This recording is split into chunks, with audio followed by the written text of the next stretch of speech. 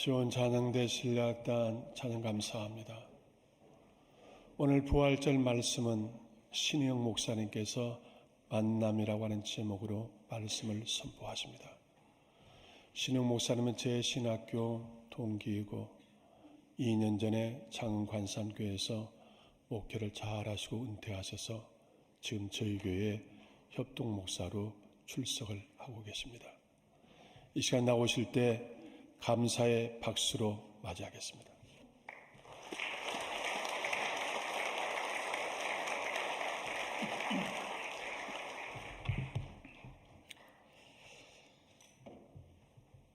할렐루야. 설교를 오래 할 수가 없게 돼 있어요. 저기도 시계가 있고 여기도 시계가 있고 그래서 그리고 우리 양원영 목사님 제가 1년 4개월 출석을 했는데 딱 시간 엄격하게 잘 지키셔서 예배를 하시는 것을 봤습니다.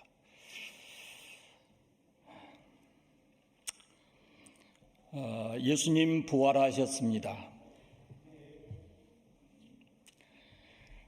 믿거나 말거나 그런 게 아닙니다. 예수님은 부활은 역사적 사실입니다. 부활주일 이 아침에 부활의 주님께서 이곳에 임재하시고 예배하는 우리 개개인을 친히 만나 주시기를 원합니다.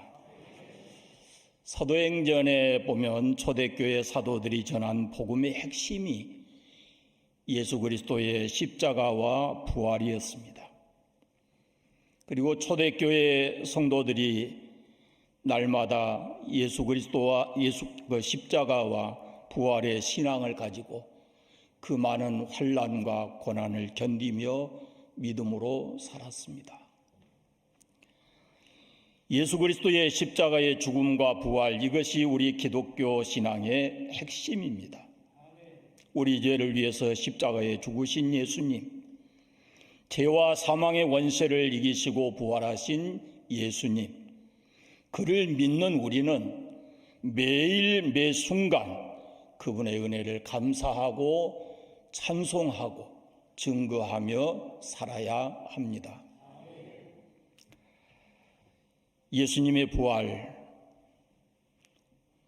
이 부활의 신앙이 나의 삶에 어떤 영향을 주고 있습니까?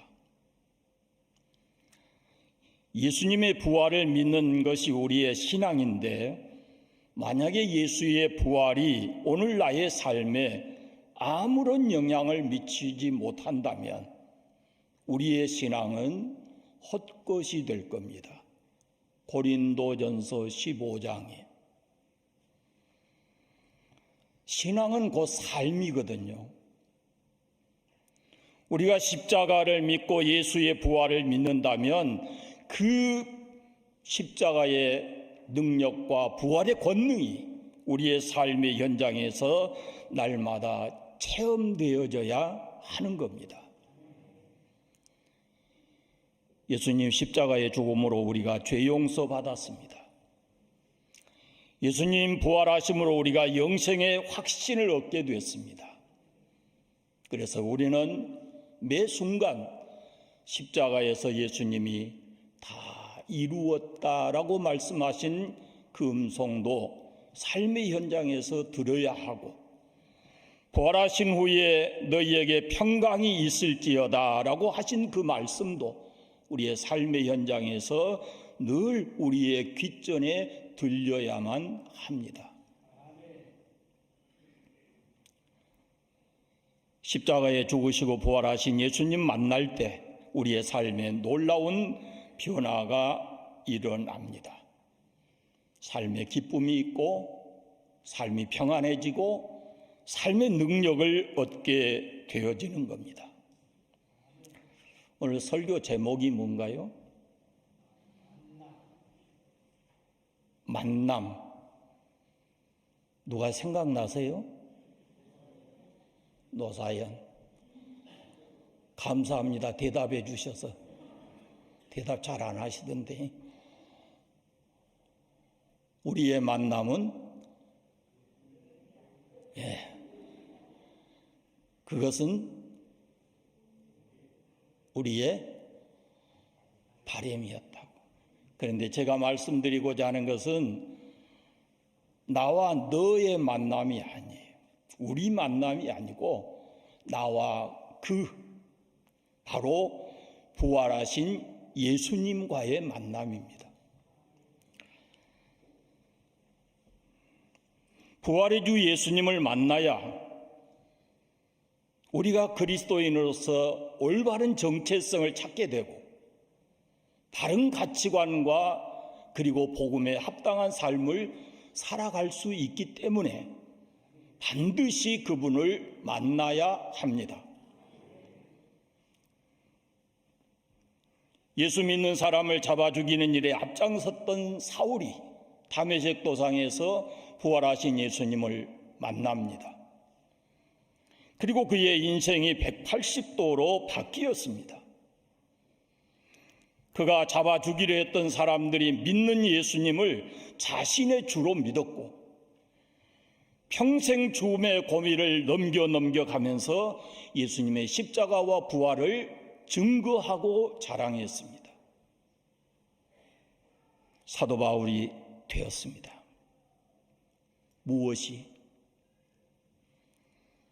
무엇이 그의 인생을, 그의 삶을 바꾸어 놓았습니까? 부활의 주님이십니다. 그가 부활의 주님을 만나서 그의 인생이, 그의 삶이 바꾸어진 것입니다. 누구라도 그가 어떤 삶을 살았든지 부활의 주를 만나면 그의 삶이 변하게 되어 있습니다. 부활하신 주님을 만나면 모든 사람이 변합니다. 가치관이 변하고 생각, 언어, 삶이 반드시 바뀌게 되어 있습니다. 여러분, 변하지 않는 복음은 복음이 아닙니다. 여러분이 복음 되시는 예수 그리스도 십자가와 부활을 믿는다면 여러분의 가치관, 생각, 언어, 삶이 지금 바뀌어져 있어야 합니다.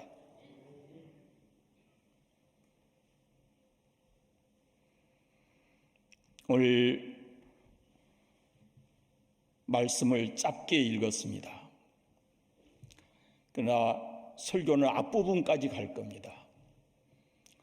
요한복음 20장에 보면은 부활하신 예수님을 만난 세 부류의 사람이 나옵니다. 세 그룹. 11절부터 보면은 막달라 마리아가 나오고, 그 다음에 19절부터 보면은 10명의 제자들이 나오고, 그리고 오늘 읽은 도마라는 사람이 제자가 나옵니다. 이들은 다 부활하신 예수님을 극적으로 만났습니다. 그리고 부활하신 예수님 만난 이후에 그들은 완전히 다른 인생을 살게 되어집니다. 먼저 막달라 마리아를 살펴보겠습니다. 부활하신 예수님을 만나면 슬픔이 사라집니다. 막달라 마리아는 큰 슬픔에 빠져 있었습니다. 며칠 동안 슬픔의 나날을 보냈습니다.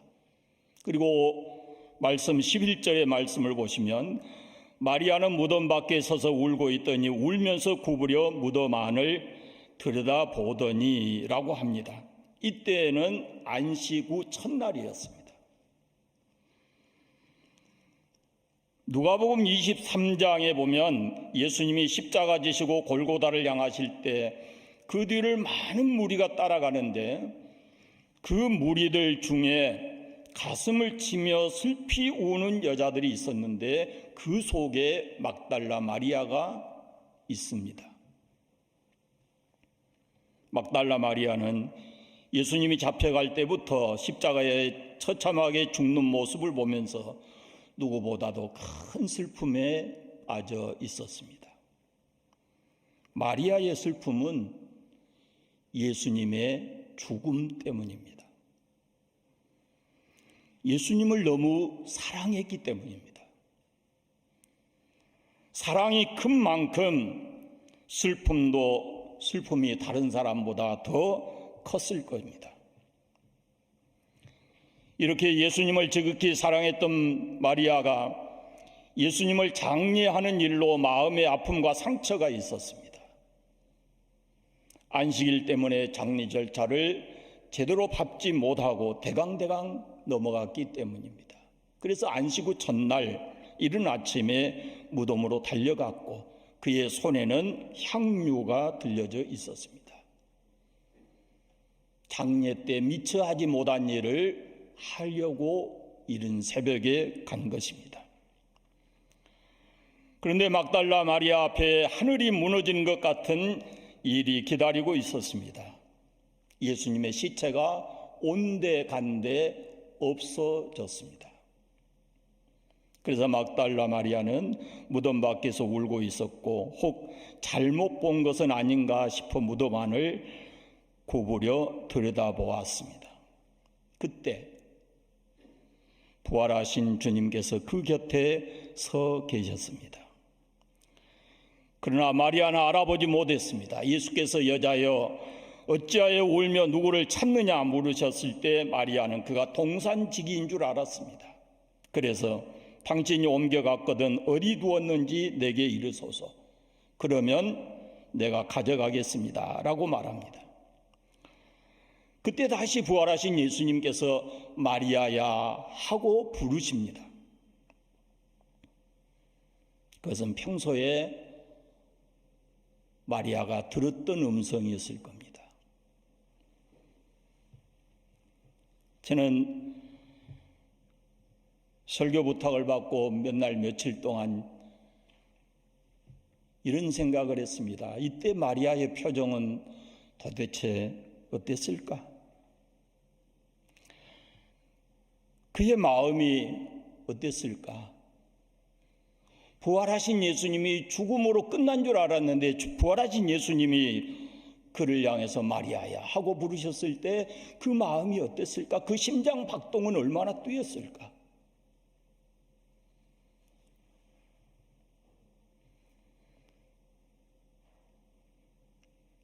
저는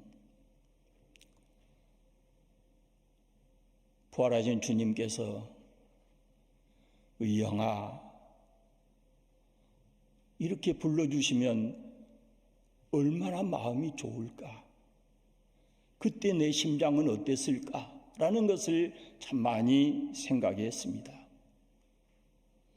주님께서는 우리 한 사람 한 사람의 이름을 알고 계십니다. 부활하신 예수님께서 마리아를 부르셨듯이 오늘 우리 한 사람 한 사람의 이름을 불러주시기를 축복합니다. 예수님께서 마리아야 하고 부르셨을 때 그 음성을 듣는 순간에 그동안 슬펐던 이 마리아의 마음이 다 사라진 겁니다. 슬퍼할 이유가 없어졌습니다. 슬픔이 기쁨으로 바뀌었을 겁니다. 부활하신 주님을 만나고 그의 음성을 듣자 마리아의 슬픔은 사라졌어요. 슬픔이 변해서 기쁨이 되었습니다. 시편 30편에 있는 대로 슬픔이 변하여 춤이 되고 베옷을 벗기고 기쁨으로 띠띠우는 이런 축복을 마리아가 체험하게 된 것입니다. 주님의 부활절, 이 아침에 우리에게 이런 은혜가 있기를 바랍니다. 사랑하는 사람의 죽음은 우리를 슬프게 합니다. 지금도 이 땅에 전쟁과 사고와 각종 질병으로 인해서 사랑하는 이를 잃고 슬픔을 안고 사는 사람들이 많이 있습니다. 혹 우리 가운데도 있을지 모르겠습니다. 그러나 여러분 이걸 분명히 아셔야 합니다. 살아있는 우리는 죽은 사람을 위해서 해줄 수 있는 일이 아무것도 없습니다. 그러므로 우리가 부활의 신앙을 가지고 산 우리는 그런 슬픔에 묶여서 우리의 삶 자체를 망가뜨리면 안 됩니다. 오늘 우리 가운데 혹시 이 슬픔을 안고 있는 사람이 있다면 부활하신 주님께서 그 사람의 이름을 부르고 그의 슬픔을 기쁨으로 바꿔주실 수 있는 부활의 주님을 직접 만나시는 체험이 있기를 바랍니다. 우리 사는 세상에 슬픈 일이 많습니다. 그러나 그리스도인은 기쁘게 세상을 살아야 합니다. 그러기 위해서는 반드시 부활하신 주 예수님을 만나야 합니다.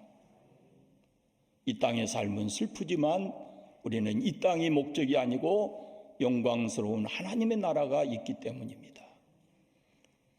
부활하신 주님을 만나서 슬픔을 다 버리고 기쁘게 살아가시기를 바랍니다.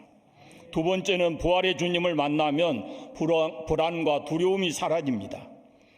안식 후 첫날 제자들이 한 곳에 모여 있었습니다. 가룟 유다는 이미 죽었고 도마는 그 자리에 있지 않았습니다. 10명의 제자가 문을 꼭꼭 걸어 잠그고 두려움에 떨고 있습니다. 한때 그들도 우쭐했을 겁니다. 예수님의 제자된 것이 자랑스럽기도 했을 겁니다. 그러나 그들이 믿고 의지했던 예수님이 처참하게 십자가에서 죽는 모습을 보면서 삶의 용기와 자신감을 잃어버렸을 겁니다. 호산나 호산나 하고 예수님을 따르던 군중들이 십자가에 못 박으소서 십자가에 못 박으소서 하고 돌변했고 예수님은 아무 힘없는 그런 모습으로 처참하게 십자가에 처형되었을 때 제자들은 점점 더 불안하고 두려웠을 겁니다. 선생님도 저렇게 비참하게 죽는데 그를 따르는 우리 제자들은 어떻게 했는가라는 생각이 들었을 겁니다. 그래서 방문을 꼭꼭 걸어 잠그고 불안과 두려움에 쌓여 있었습니다. 그때 부활하신 예수님께서 그들을 찾아오셨습니다. 문이 닫혀 있었는데 예수께서 그들 가운데 오셔서 말씀하십니다. 너희에게 평강이 있을지어다. 이때도 예수님, 여러분 제자들의 모습을 상상해 보십시오.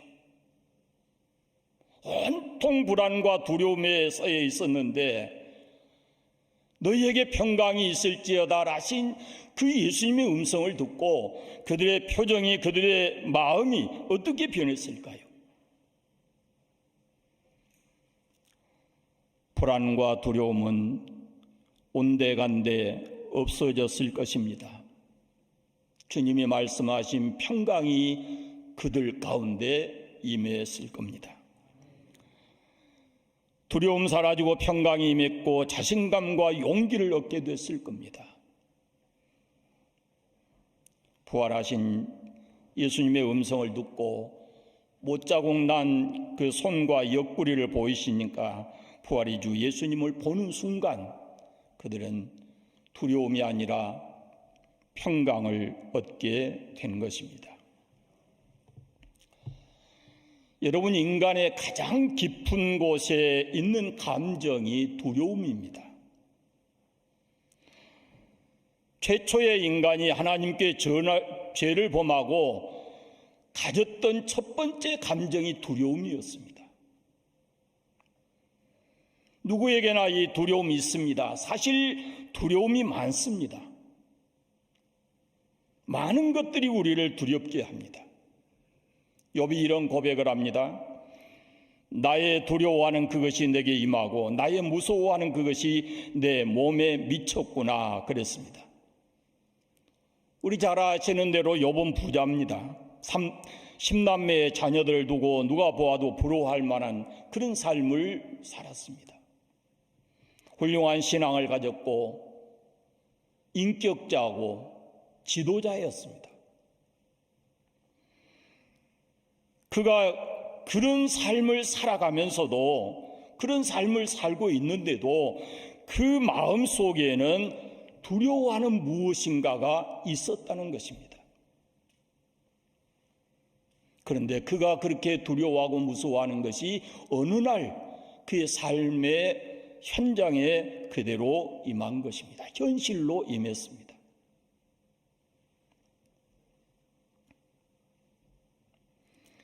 여러분, 사람이 다 그렇습니다. 아무리 믿음이 좋아도 두려워하는 것들이 다 있습니다. 욥처럼 두려워하는 것이 어느 순간에 내 삶의 현실에 다가와서 우리를 힘들게 하고 고통스럽게 합니다. 어떤 목사님이 젊은 사람들을, 20대 젊은이들을 상담하고 20대 젊은이들이 가진 5가지 문제를 이렇게 쭉 꼽았는데, 그 중에 첫 번째가 뭐냐면은 불안과 두려움입니다. 20대 젊은 사람들이 가지고 있는 마음에 가장 무거운 것이 불안과 두려움입니다. 겁없이 인생을 살 것 같은 그런 젊은이들인데 두려움이 있었다고 하는 것은 참 놀라운 일이죠. 장래 문제 두려워합니다. 가장 큰 것이 장래가 어떻게 될지, 취직을 해야 되는데 대학을 졸업하고 앞으로 어떤 직장에 어떻게 취직해서 삶을 꾸려가야 되는가라는 그런 두려움이 지금 현재 젊은이들 가슴 속에 있다는 것입니다. 사랑하는 여러분, 젊은이들 뿐만이 아닙니다. 누구나 다 그렇습니다. 저와 여러분 모든 사람이 공통적으로 가지고 있는 두려움이 있습니다. 나이 점점 들어가면서 질병에 대한 두려움 다 있습니다. 죽음에 대한 두려움 다 있습니다. 자신의 미래와 죽음에 대한 두려움이 우리 모두에게 다 있는 겁니다. 그러나 여러분, 부활하신 주님을 만나고 그 주님이, 부활하신 주님이 나의 삶에 나와 함께 계신다는 것을 믿으면 우리는 그 불안과 두려움을 이겨내고 평안하게 세상을 살게 됩니다. 찬송 171장에 살아계신 주 나의 참된 소망, 두려움이 사라지네. 사랑의 주 내 갈 길 인도하니 내 모든 삶의 기쁨 늘 충만하네. 부활하신 주님을 만나면 두려움이 사라지고 마음의 평강이 찾아옵니다.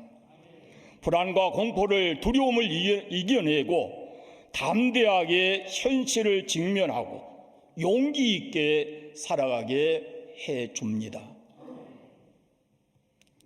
삶 속에서 매일같이 부활하신 주님의 음성을 들을 수 있기를 바랍니다. 너희에게 평강이 있을지어다. 마태복음에 보면 예수님께서 평안하냐라고 물으십니다. 우리에게 진정으로 있어야 할 것이 무엇인지를 그분은 아십니다. 우리가 이 땅에서 살지만 그리스도인은 이 땅에서 하나님 나라의 삶을 사는데, 이 하나님 나라는 성령 안에서 의와 평강과 희락이라 그랬습니다. 그 속에 평강이 있고 기쁨이 있습니다. 예수 그리스도를, 부활하신 예수 그리스도를 내 삶의 현장에 모시고 우리가 하나님 나라의 삶, 기쁘고 평화로운 삶을 살 수 있게 되기를 바랍니다. 부활하신 주님께서 불안과 두려움에 떨고 있는 제자들에게 찾아오셨듯이 오늘 우리 안에 어떤 불안과 두려움이 있는지 모르지만 지금 이곳에 오셔서 여러분 개개인을 만나주시고 그 불안과 두려움이 평강으로 바뀌어질 수 있기를 축복합니다. 세 번째는 부활의 주님을 만나면 의심이 사라집니다. 도마라는 사람입니다. 예수님의 제자지요. 10명의 제자들이 부활하신 주님을 만났을 때 이 도마는 그 자리에 있지 않았습니다. 그래서 부활하신 주님을 만나지 못했죠. 그런데 그가 제자들이 있는 집안에 들어서자 다른 제자들이 이구동성으로 우리가 부활하신 주님을 보았다라고 말합니다. 그때 도마가 이렇게 말합니다. 25절을 보십시오. 내가 그의 손에 못자국을 보며 그의 내 손가락을 그 못자국에 넣으며 내 손을 그 옆구리에 넣어보지 않고는 믿지 아니하겠노라. 그렇게 말합니다. 제자들이 부활하신 주님을 보았다라고 하니까 도마는 나는 보는 것으로 만족할 수 없고 내가 그 옆구리에 손을 넣어 보아야 믿겠다라는 겁니다. 부활에 대한 의심입니다. 저는 이 부분에서도 도마의 입장에서 생각해 보았습니다. 도마의 마음이 이해가 됐어요. 다른 것도 아니고 십자가에 그렇게 비참한 모습으로 죽으신 예수님께서 부활해서 지금 제자들에게 왔다라는 것이 쉽게 믿어질 리가 없죠. 보통 사람이 이성으로는 그거 받아들이기가 쉽지 않습니다. 죽은 사람이 부활했다고 하는데요. 그럼에도 도마의 말을 보면 내가 보고 내가 손을 넣어보면 나도 믿을 수 있다라고 얘기합니다. 사실 고린도전서 15장을 보면 부활하신 예수님을 본 사람이 상당수입니다. 그러나 다 보고 믿는 것이 아닙니다. 누가 만져보았습니까? 그러나 도마는 만져보면 믿겠다라고 말합니다. 8해가 지났습니다. 도마가 있는 다른 제자들과 함께 있을 때 부활하신 예수님께서 그곳에 오셔서 도마에게 말씀하십니다. 내 손가락 이리 내밀어 내 손을 보고 내 손을 내밀어 내 옆구리에 넣어보라. 그리하여 믿음 없는 자가 되지 말고 믿는 자가 되라 라고 합니다. 예수님이 나타나셔서 그 말씀하셨을 때 도마는 그 주님을 보는 순간, 주님의 음성을 듣는 순간 그 모든 의심이 사라졌습니다. 그의 고백을 보면 알 수 있습니다. 나의 주님이시요 나의 하나님이십니다 라고 고백합니다. 여러분, 우리가 주님 앞에 좀 더 솔직해집시다. 여러분은 부활을 믿으십니까? 부활 신앙에 대해서 의심을 갖는 사람들이 많이 있습니다. 교회 안에도 있을 수 있습니다. 생각해 보십시오. 죽음이라는 것은 우리의 경험 안에 있습니다. 우리가 얼마나 경험한지 모릅니다. 그러나 부활이라고 하는 것은 우리의 경험 밖의 이야기입니다. 본 적이 없습니다. 의심할 수 있습니다. 충분히. 그러나 예수 그리스도의 십자가의 죽음을 여러분이 믿는다면 예수 그리스도의 부활을 확실하게 믿으시기를 바랍니다. 예수님의 부활이 없는 예수님의 십자가는 아무런 의미가 없습니다. 그건 복음이 아닙니다. 십자가와 부활은 떼놓을 수가 없는 기독교 핵심 중의 핵심의 복음입니다.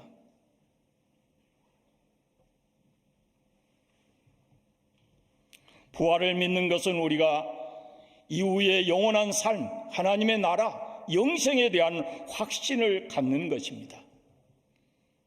천국이 있음을 믿으시고 하나님 나라를 믿으시기를 바랍니다. 예수 그리스도를 믿는 우리의 산 소망은 하나님의 나라입니다. 부활의 주님을 만나셔야 합니다. 그래야 부활에 대한 의심이 사라지고 우리가 확실한 부활 신앙을 가지고 살아갈 수 있습니다. 사랑하는 여러분, 예수님 부활하셨습니다. 그를 믿는 우리도 부활합니다. 부활하신 예수님께서 우리의 삶의 현장에 언제나 함께 계십니다. 부탁드리기는 부활하신 예수님이 내 삶의 현장에 함께 계신다는 의식을 가지고 믿음을 가지고 살아야 합니다. 주님 만나면, 부활하신 주님 만나면 슬픔 사라지고 기쁨으로 바뀌어집니다. 불안과 공포가 사라지고 평강의 삶으로 바뀌어집니다. 의심이 사라지고 영생에 대한, 하나님의 나라에 대한 확신을 갖게 됩니다. 그래야 우리 신앙생활이 즐겁고 행복하지 않겠습니까? 부활하신 주 예수님께서 오늘 이 아침 이곳에 오셔서 우리 한 사람 한 사람 만나주시고 우리의 삶을 기쁨과 평강과 그리고 하나님 나라에 대한 확신의 삶으로 바꿔주시기를, 여러분이 의심 없이 확실하게 부활을 믿으시기를 축복합니다. 기도하겠습니다. 거룩하신 아버지 하나님, 감사합니다.